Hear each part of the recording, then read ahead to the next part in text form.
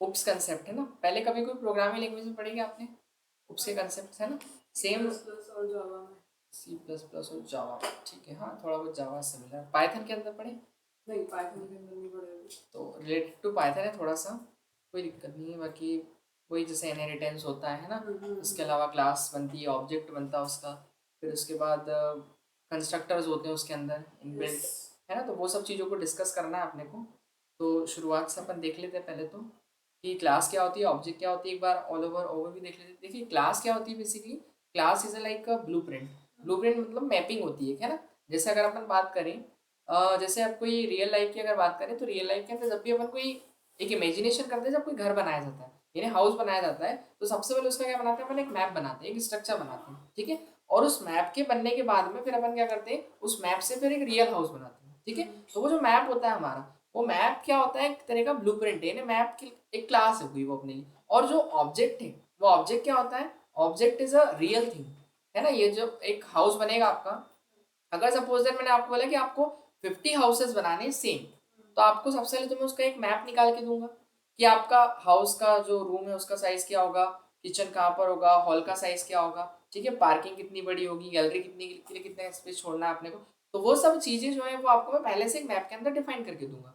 तो वो मैपिंग जो होगी, वो स्ट्रक्चरिंग जो है हमारी क्या कहलाएगी, क्लास। फिर उस क्लास से जो हम रियल हाउस बनाएंगे वो हमारा हो गया घर। इतना क्लियर है, जो घर है मतलब एक तरीके से वो ऑब्जेक्ट हो गया। तो class is a imagination and object is a real thing, ठीक है ना।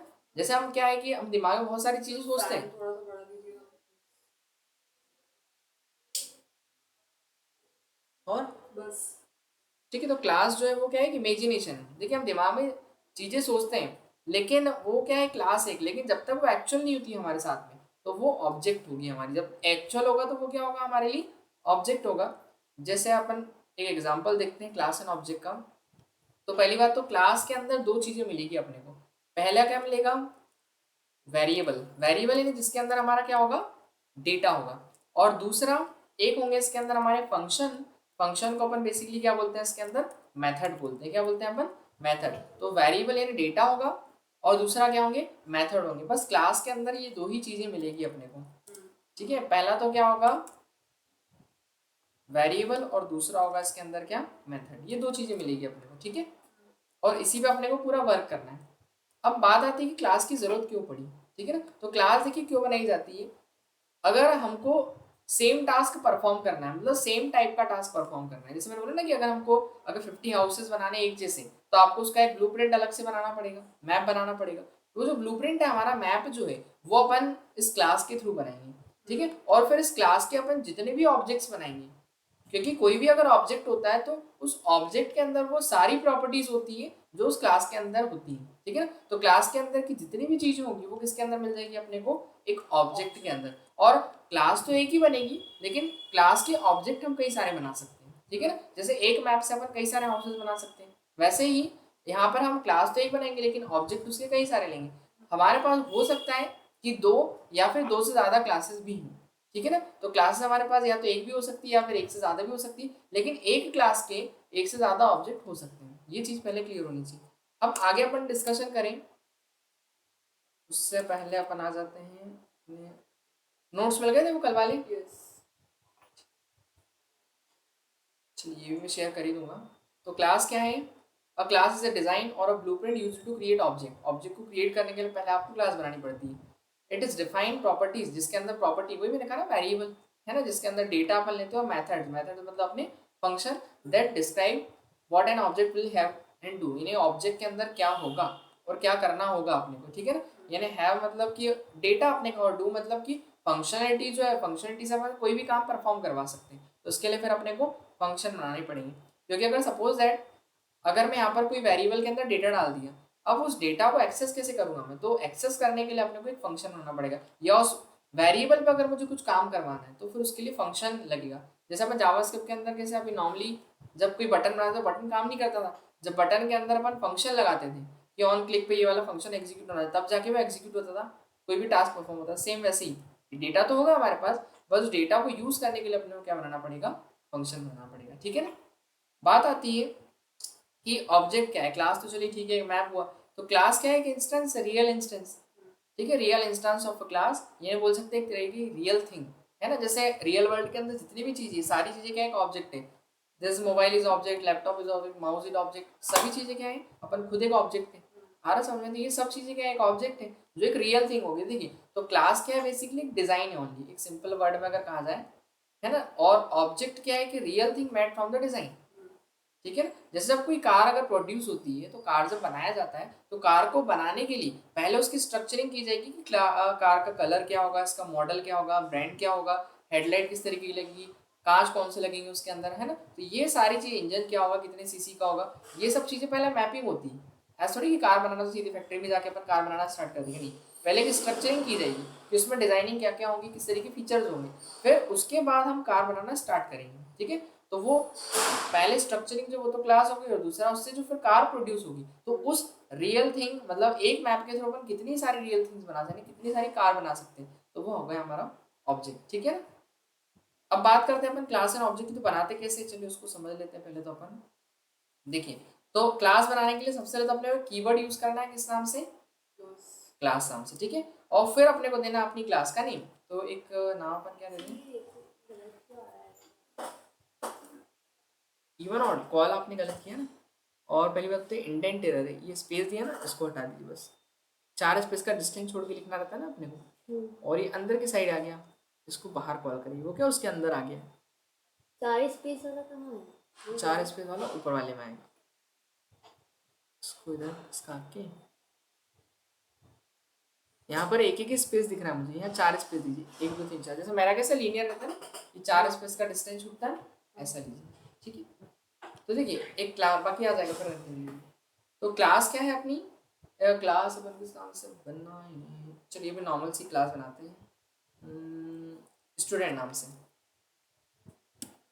या काम करते हैं कार नाम से बनाते हैं, ठीक है। क्लास का नाम क्या दे दिया अपन ने, कार दिया, ठीक है। अब इसके बाद इस क्लास के अंदर अपने को क्या क्या लेना है, तो यहाँ पैरेंथेसिस लगाएंगे, और क्लास के अंदर बेसिकली मैं कार का एक तो क्या लूँगा, मॉडल लूँगा, और उसका मैं ईयर लूँगा, ठीक है ना। या मॉडल के अंदर ईयर लिख देंगे, ब्रांड लिख देते हैं अपन, ठीक है। एक तो ब्रांड ले लेंगे कार का, तो क्या लें अपन, equals to brand equals to Maruti, ठीक है, इस तरीके से। और इसके बाद फिर मॉडल में दिया मैंने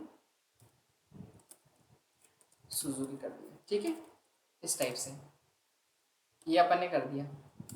और एक चीज़ और ऐड कर देते हैं, ईयर वीयर तो ठीक है ऐड कर देंगे, अभी 2 चीज़ें ली अपन ने सिंपल से, ठीक है। तो ये 2 चीज़ें ली अपन ने इस क्लास के अंदर, कि अब मैं इस क्लास से, कार क्लास से, है ना, जितने भी कार प्रोड्यूस करूँगा, उन सभी कार्स का ब्रांड जो होगा वो क्या होगा, मारुति, और उसके बाद मॉडल क्या हो जाएगा उसका, सुजुकी। इतना क्लियर है। अब मैं यहाँ पर एक ऑब्जेक्ट बनाता हूँ, देखिए तो क्लास तो कंप्लीट हो गई अपनी, क्लास तरीके से बनेगी। अभी ओनली क्लास के अंदर क्या लिया है मैंने, प्रॉपर्टीज ली, वैल्यू मतलब एक तरीके से वेरिएबल ली है ना। मैं बताइए क्लास के अंदर 2 चीज होंगी, एक तो वेरिएबल होंगे और दूसरे क्या होंगे, फंक्शन होंगे। तो अभी क्या लिया ओनली अपन, अभी जरूरत नहीं दिस का यूज, दैट नहीं, दिस ना, दिस का बोल रहा है, अच्छा लेट, वेरिएबल के लिए वो अभी अपन ऑब्जेक्ट क्रिएट करेंगे, तो जरूरत तो नहीं है वैसे यहाँ पर अपने को क्रिएट करने की, ठीक है। देखिए मैं यहाँ पर डायरेक्टली आता हूँ, और एक काम करते हैं अपन, ऑब्जेक्ट बनाते हैं। तो क्लास है, तो क्लास से कुछ काम नहीं होगा, क्लास तो क्या है, एक ब्लूप्रिंट है, तो हमको ऑब्जेक्ट बनाना पड़ेगा, रियल थिंग बनानी पड़ेगी। तो रियल थिंग बनाने के लिए सबसे पहले तो हम ऑब्जेक्ट का नाम लिखते हैं, है ना। तो ऑब्जेक्ट का नाम जैसे कार1, C1 ले लो अपन, C1 मतलब है कार1, फर्स्ट कार है अपनी, ठीक है। और फिर इक्वल्स टू लगाना है। इसके बाद फिर आपको करना क्या होता है, इसके बाद आपको लिखना है क्या, न्यू। अब न्यू बेसिकली क्या है, न्यू एक कीवर्ड है, शायद मैंने ये कीवर्ड आपको बताया था अभी लास्ट अपन ने कौन सा किया था, प्रोमिस के अंदर, याद हो तो, है ना। प्रोमिस के अंदर अपन लिखते हैं, प्रोमिस से पहले न्यू लगाते हैं। न्यू क्या करता है कि एक नया अपने को ऑब्जेक्ट क्रिएट करके देता है, इस तरीके से हमेशा क्या क्रिएट करता है, एक नया ऑब्जेक्ट क्रिएट करता है। तो ये मतलब जो भी हमारा डेटा होगा ये एक ऑब्जेक्ट के अंदर रखेगा, ऐसा है, ठीक है। तो एक नया ऑब्जेक्ट क्रिएट होगा, और कौन सी क्लास का ऑब्जेक्ट क्रिएट कर रहे हैं अपन, इस कार क्लास का। तो मैंने क्या लिख दिया यहाँ पर, CA, हाँ इतना क्लियर है, बन गया, हो गया।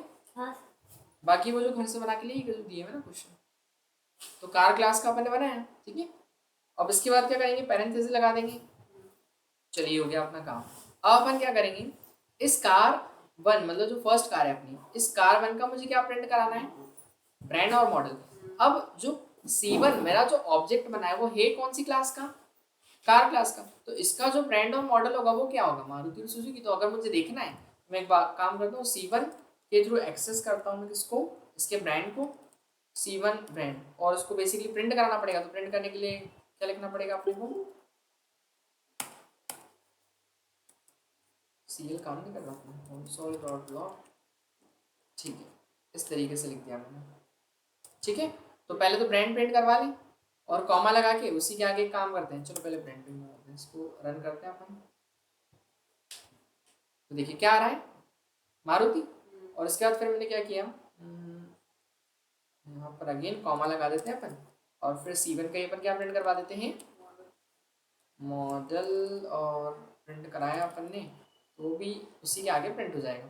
अब ज़रूरी नहीं कि हमने अगर एक कार बनाई है तो वो मारुति और सुजुकी होगी, है ना, मॉडल। अगर मैं दूसरी कार भी बनाऊँ, सपोज दैट मैंने कार टू C2 एक ऑब्जेक्ट बनाया, ठीक है, और वो भी कौन सी क्लास का, अपनी एक न्यू ऑब्जेक्ट क्रिएट हो रहा है अपना कार क्लास का, कैपिटल स्मॉल का ध्यान रखिएगा बस, है ना, ठीक है। CL console log लगाया अपन ने, और C2 का मुझे क्या प्रिंट करना है, ब्रांड, और उसके बाद फिर क्या प्रिंट करना है, उसका मॉडल, ठीक है।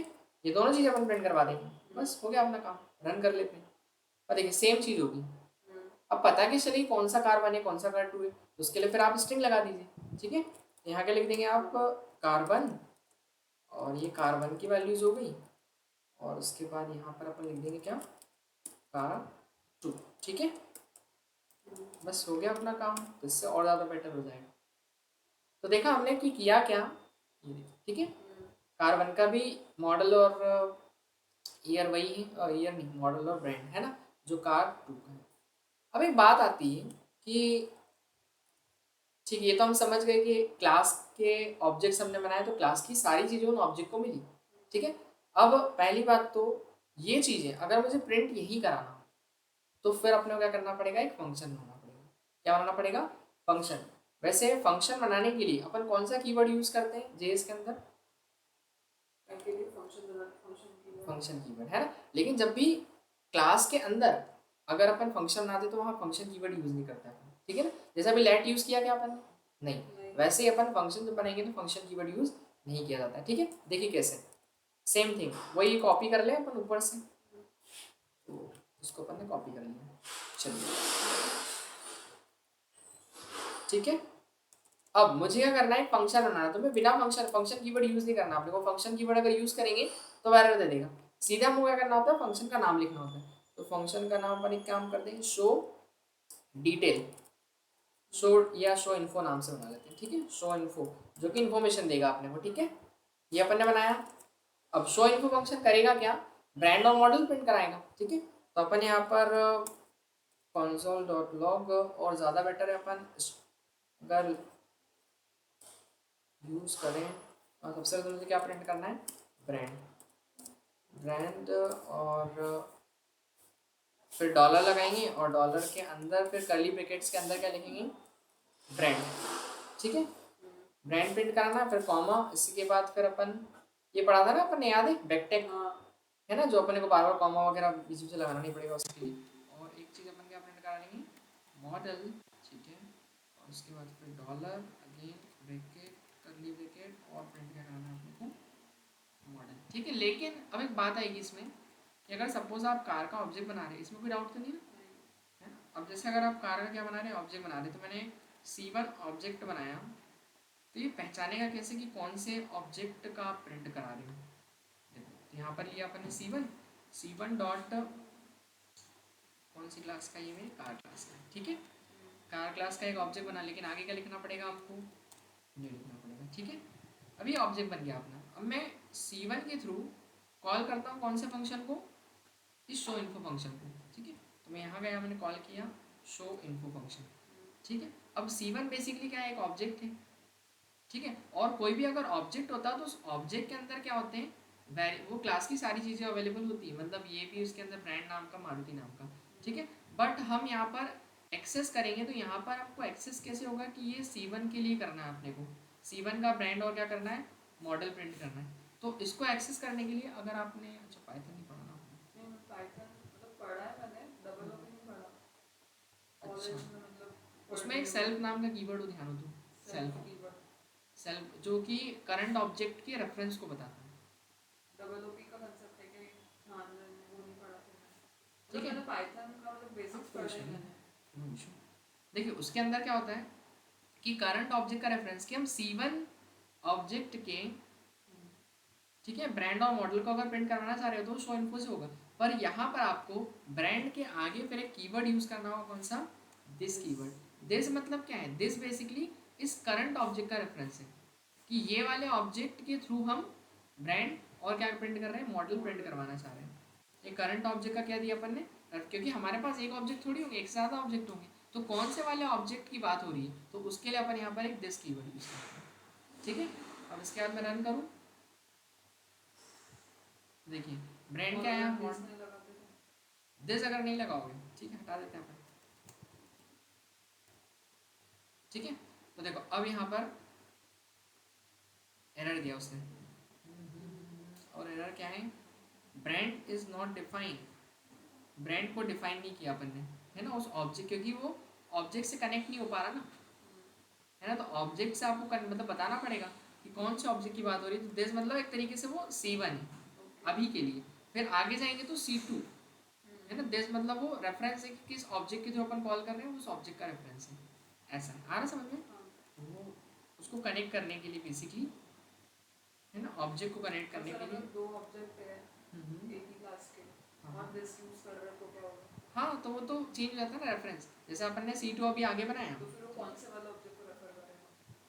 मैं बताता हूँ, देखिए कार लिया अपन ने उसी क्लास का दूसरा ऑब्जेक्ट, है ना, ठीक है। अब इसके बाद C2, अब देखिए हुआ क्या कि जब ये शो इन्फो कॉल किया, किसने कॉल किया, C1 ने, ठीक है, तो इसमें अभी जो रेफरेंस आ रहा है वो C1 के थ्रू जा रहा है, तो कार 1 का ब्रांड और मॉडल क्या करवाएगा, प्रिंट करवाएगा, लेकिन फिर आगे हमने क्या किया, दूसरा ऑब्जेक्ट बनाया, और दूसरे ऑब्जेक्ट के थ्रू फिर अपन ने शो इन्फो को कॉल किया, तो इस बार जो रेफरेंस आएगा वो इस C2 ऑब्जेक्ट का रेफरेंस आएगा इसके पास, ठीक है, तो वो कॉलिंग के ऊपर डिपेंड करेगा, जो फंक्शन कॉल कर रहा है जो होता है उसका वो ऑटोमेटिक मतलब चेंज आता है, इसलिए अपन लगाते हैं, ठीक है, एक्सेस, ताकि पता चले कौन सा ऑब्जेक्ट कॉल कर रहा है उस फंक्शन को, आ रहा समझ में। तो कौन सा ऑब्जेक्ट कॉल कर रहा है ये कैसे पता चलेगा, इस दिस से पता चलेगा, तो दिस के अंदर इसका रेफरेंस आएगा, C1 का रेफरेंस आएगा कि C1 ने कॉल किया है, ठीक है, इसको ब्रांड तो उसकी शो करा, तो C1 की जो ब्रांड और मॉडल है वो शो होगा, फिर C2 ने कॉल किया तो C2 का ब्रांड और मॉडल शो होगा, लाइक दिस। ओके, अब रन करेंगे तो वही आउटपुट आपको दिख ही जाएगा,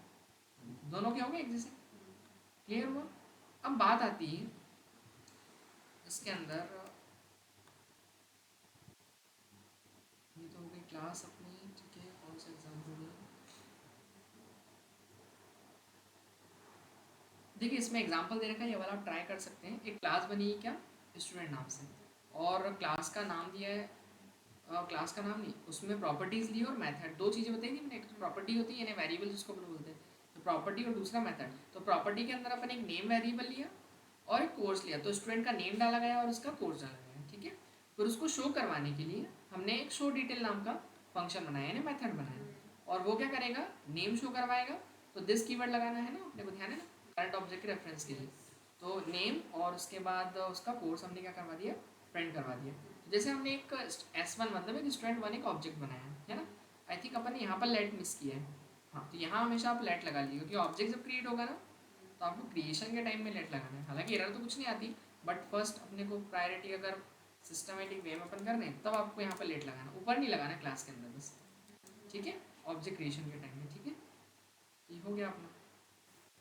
बस उसके बाद फिर क्या किया अपन ने, शो डिटेल को जब कॉल किया तो उस S1 स्टूडेंट की क्या नेम और कोर्स क्या हो जाएगा, प्रिंट हो जाएगा, और नेम और कोर्स आएगा कहाँ से, यहाँ से, आ रहा क्या समझ में, है ना, थोड़ा सा नई चीज़ है आपके लिए तो थोड़ा टाइम लगेगा, एक दो दिन बाकी हो जाएगा, ठीक है। चलिए एग्जाम्पल 2 में अगर हमको वैल्यू बाद में असाइन करनी हो, वैल्यू क्या करनी हो अगर बाद में असाइन करनी, तो बाद में कैसे असाइन की जाएगी वैल्यू, तो देखिए बाद में कैसे असाइन करते हैं अपन वो समझ लेते हैं एक बार, तो यहीं से डायरेक्ट बना लेते हैं। देखिए एक मैंने कौन कौन से दे रखे इसके अंदर, टाटा और नेक्सॉन, टाटा नेक्सॉन, ठीक है, ब्रांड और मॉडल। देखिए सबसे पहले क्लास बनी अपन ने वही सेम नाम की, कार नाम की, और कार के अंदर मैं दो चीज़ें रखूँगा, पहला तो उसका ब्रांड रखूँगा और ब्रांड की वैल्यू बाद में लूँगा, ठीक है ना, और एक मॉडल, इसकी वैल्यू में बाद में लूँगा, ठीक है। अब इसके बाद अपन ने क्या किया, एक शो इन्फो नाम से एक फंक्शन बनाया, ठीक है। नॉर्मल सा एक फंक्शन लिया और ये फंक्शन करेगा क्या, वही प्रिंट कराएगा और क्या, वो ऊपर दे रखा है अपना ब्रांड और मॉडल, ये रहा पूरा।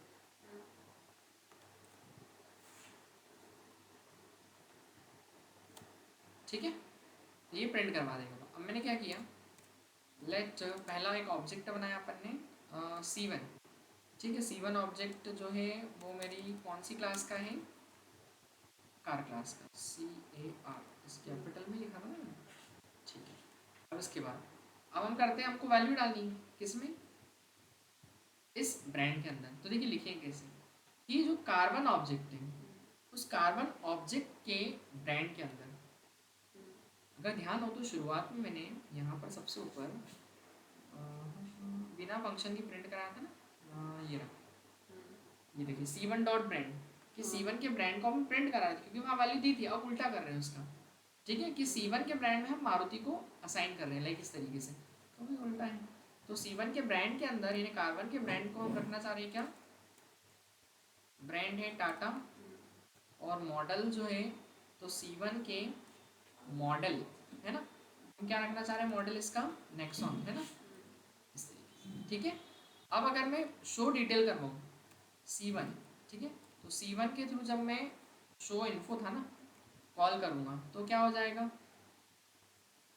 इन्फो क्या जाएगी बताइए, C1 जो है हमारा, नेम और वो दोनों के नेम। हाँ ये मतलब दोनों जो ब्रांड और मॉडल है ये दोनों C1 के अंदर आ गए, ठीक है। और जब हमने कॉल किया तो वो दिस कीवर्ड किसको रिप्रेजेंट कर रहा है, C1 को, अभी करंट के लिए, है करंट ऑब्जेक्ट का रेफरेंस इसलिए, तो वो करंट ऑब्जेक्ट का ब्रांड और करंट ऑब्जेक्ट का मॉडल क्या कर देगा, प्रिंट कर देगा। ये देखिए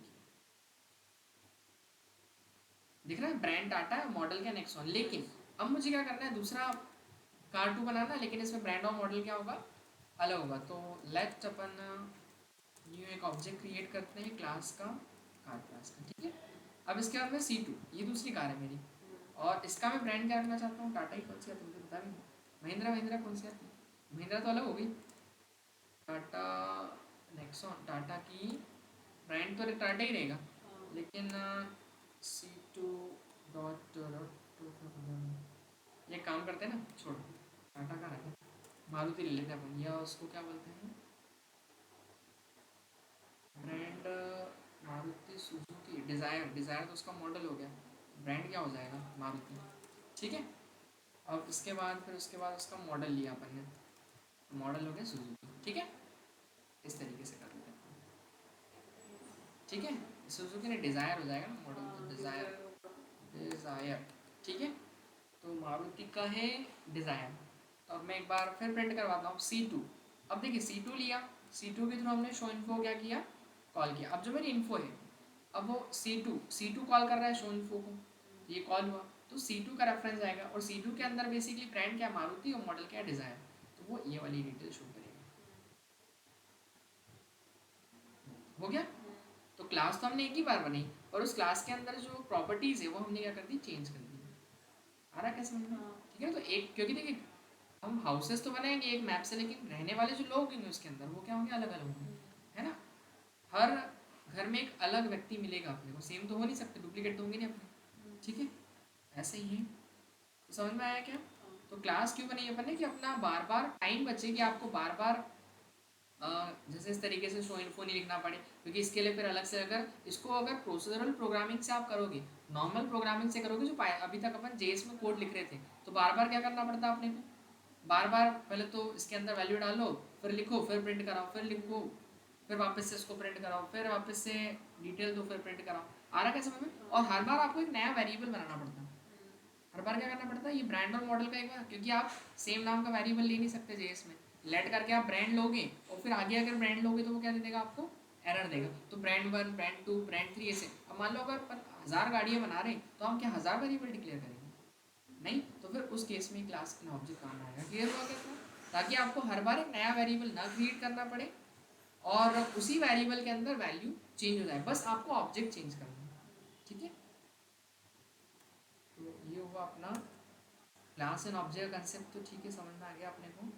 अब इसके अंदर मेन चीज़ समझते हैं अपन, कंस्ट्रक्टर। कंस्ट्रक्टर के बारे में कुछ थोड़ा बहुत पता है क्या? स्कूल चार्ज लगा लो, कुछ आइडिया? कंस्ट्रक्टर नहीं। कंस्ट्रक्टर सर बुक पढ़ रखा है लेकिन ना मैंने रिवाइज करा नहीं है अभी। C++ में पढ़ा था वो मैंने। हाँ मतलब नाम से कुछ समझ आ रहा है कंस्ट्रक्टर मतलब? कंस्ट्रक्टर डिस्ट्रक्टर रहता है उसमें, मतलब कॉल करते हैं उसको भी, इतना याद है मेरे को। नहीं, वो ऑटोमेटिक कॉल होता है, कॉल नहीं करना पड़ता है कंस्ट्रक्टर।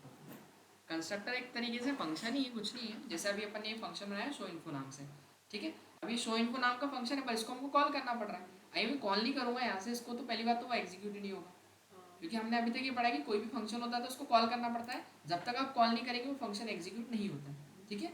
आप सोच रहे हो कि नहीं एक बार चल जाए, कम से कम एक बार भी नहीं चलेगा, क्यों?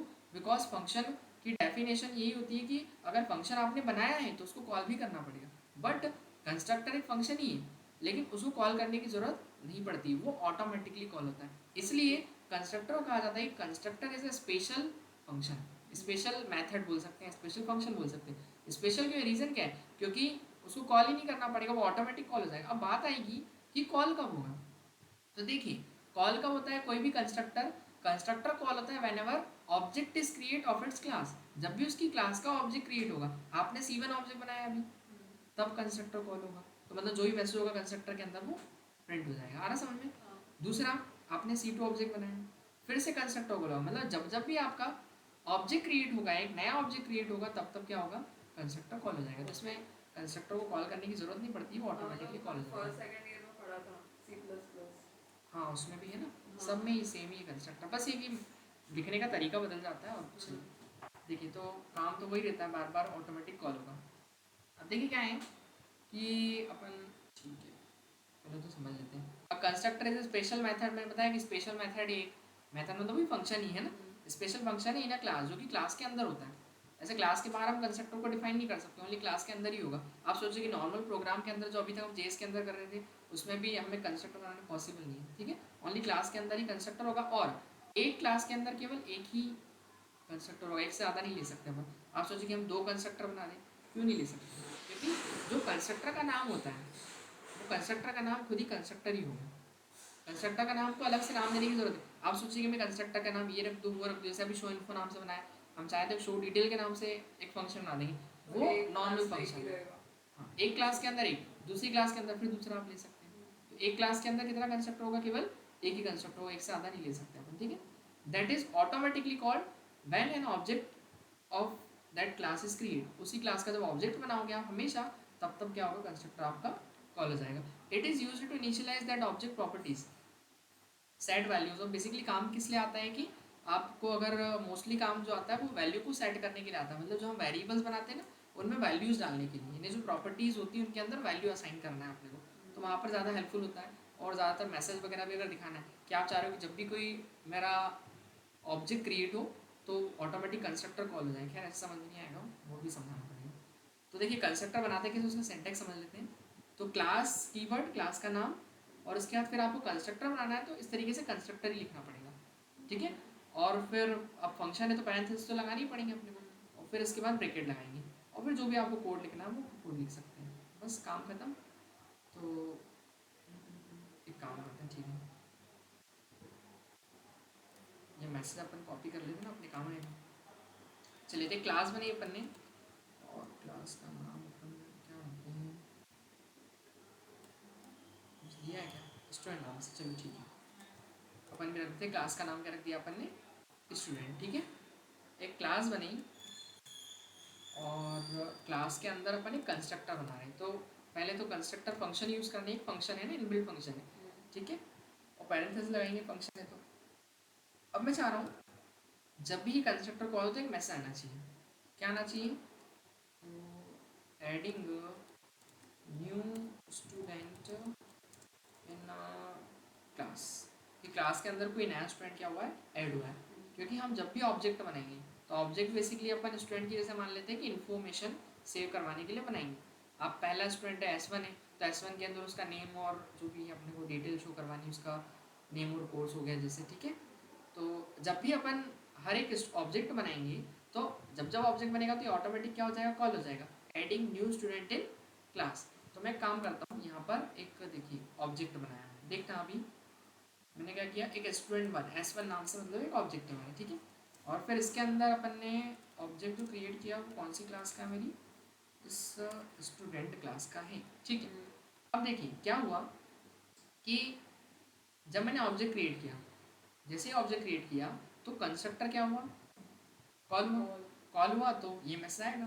तो अगर मैं इसको रन करूँ अगर प्रोग्राम को, तो देखिए क्या मैसेज आ रहा है, adding new student in class. मैंने कंस्ट्रक्टर को तो कॉल किया ही नहीं जबकि, तो वो ऑटोमेटिक क्या हुआ कॉल। अभी 2 मिनट के मैं ये लाइन हटा देता हूँ, ऐड कर दी, कमेंट कर दी, शो किया मैंने, कुछ भी नहीं आएगा इस बार, क्योंकि whenever object is create then automatically function is constructor is called, ठीक है।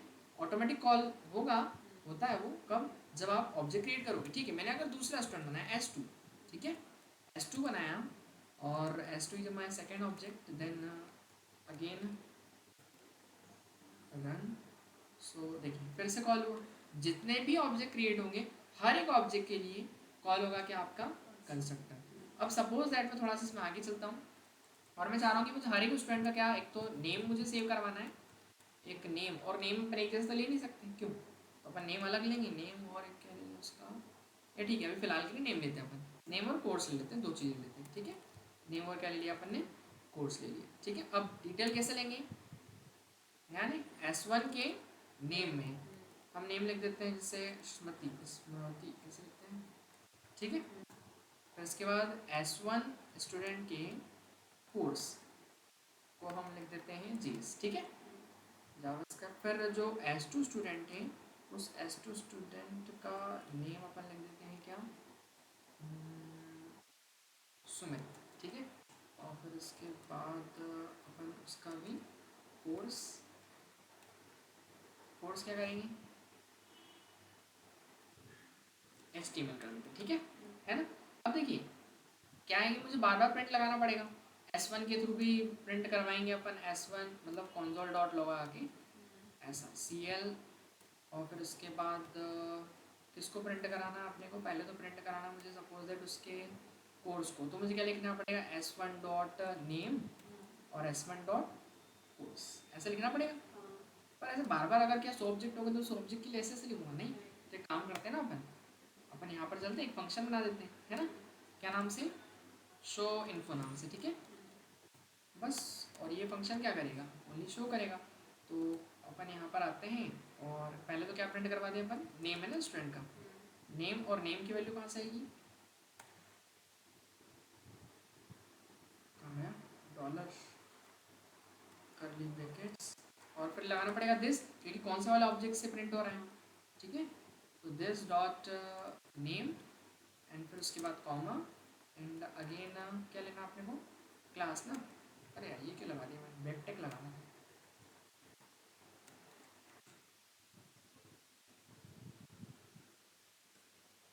नहीं हुआ, ठीक। नेम हो गया और उसके बाद क्या लेता, कोर्स लिया था ना अपने, तो कोर्स, और कोर्स जो है मेरा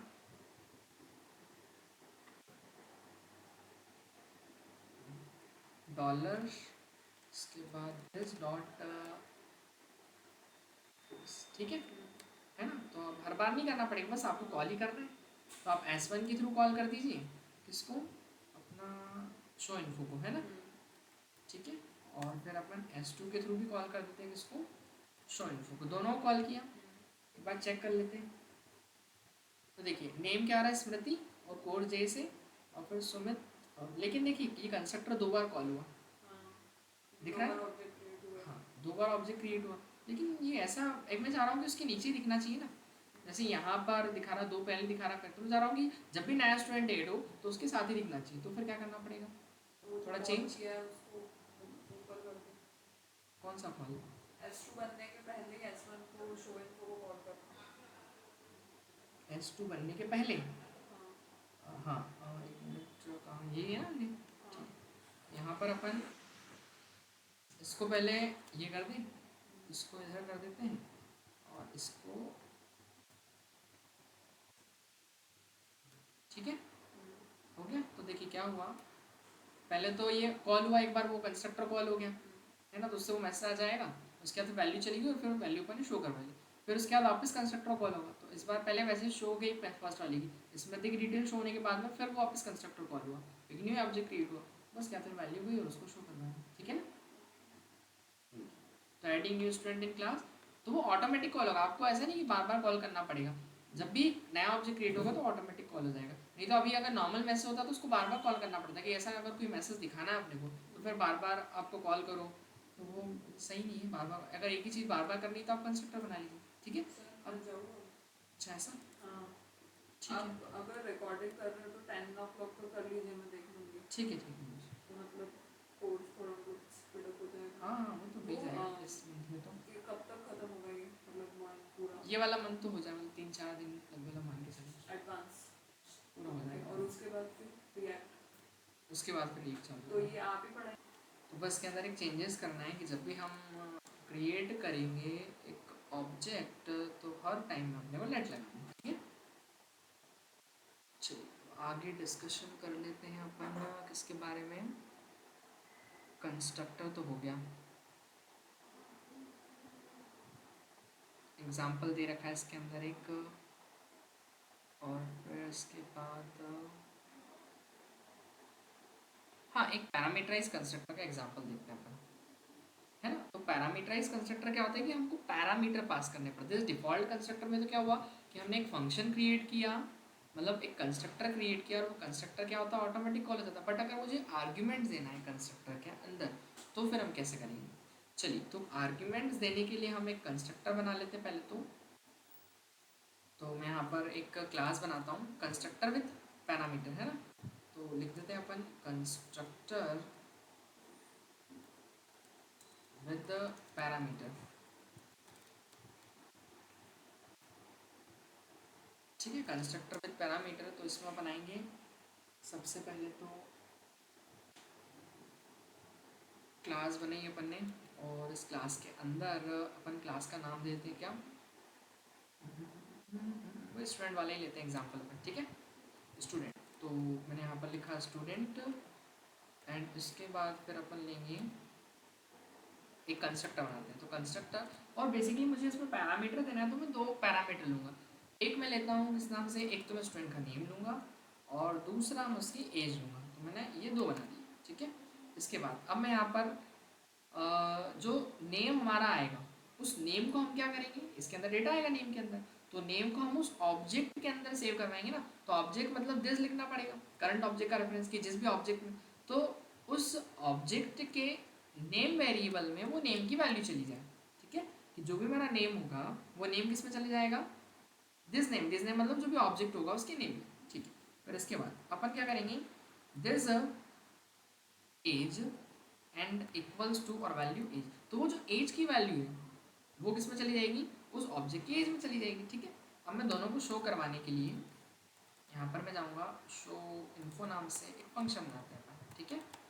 एक शो इन्फो नाम से एक फंक्शन क्रिएट किया अपन ने, और फिर इसके बाद मैंने क्या किया, प्रिंट करवाना है, console.log बैकटिक लगाया अपन ने, और उसके बाद नेम इज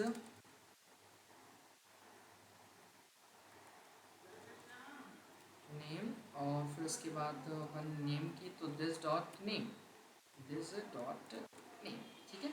मतलब जो भी ऑब्जेक्ट होगा उस ऑब्जेक्ट के अंदर जो वेरिएबल होगा उसके नेम को प्रिंट करना है, कॉमा, इसके बाद कॉमा लगाएं, हाँ ठीक है। फिर इसके बाद अपन क्या लेंगे, उसका एज ना, तो एज, देन इसके बाद डॉलर कर्ली ब्रैकेट्स, और उसके बाद दिस डॉट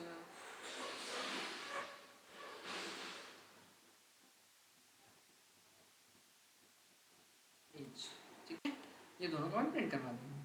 चलिए अब आगे आते हैं, अपन ऑब्जेक्ट बनाते हैं। तो लेट एक S1 स्टूडेंट 1, ठीक है, इस टाइप का एक ऑब्जेक्ट है। कौन सी क्लास का है मेरी, इसी स्टूडेंट क्लास का है, ठीक है। एंड न्यू ऑब्जेक्ट क्रिएट हो रहा है, तो ऑब्जेक्ट क्रिएट हो रहा है तो न्यू लिखना पड़ेगा। फिर इसके बाद आते हैं अपन S1 के थ्रू मैं प्रिंट करवाना चाहूँगा। पहली बात तो देखिए, जब ऑब्जेक्ट आपका क्रिएट हुआ, जब भी ऑब्जेक्ट क्रिएट होगा तो कंस्ट्रक्टर कॉल होगा, और इस कंस्ट्रक्टर को कितने आर्ग्यूमेंट चाहिए, 2 आर्ग्यूमेंट। तो जब भी आप ऑब्जेक्ट क्रिएट करेंगे तो आर्ग्यूमेंट भी यहीं से भेजेंगे। तो मैं नेम लिख रहा हूँ क्या, राम, और उसकी एज है 34, ठीक है। दूसरा फिर लिया अपन ने